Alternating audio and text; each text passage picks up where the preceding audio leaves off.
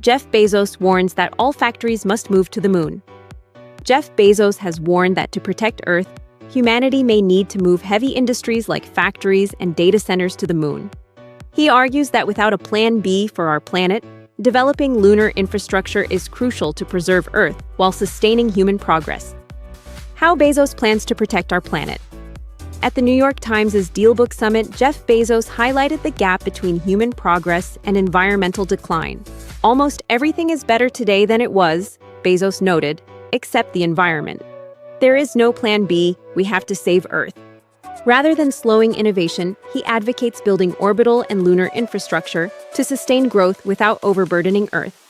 Through Blue Origin, he envisions moving energy-intensive industries to the moon and space stations, using solar power and preserving Earth for human life.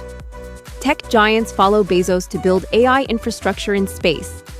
Bezos's lunar industrial vision is gaining traction, with other tech leaders exploring similar ideas. Earlier this month, Google launched Project Suncatcher, a moonshot initiative testing the feasibility of operating AI data centers in orbit using solar energy from space. Meanwhile, companies like StarCloud, Lone Star Data Systems, and Axiom Space are developing orbital systems to support high-powered data and energy needs.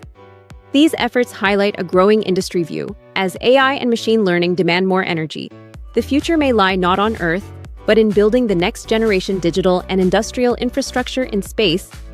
When will life in space become a reality?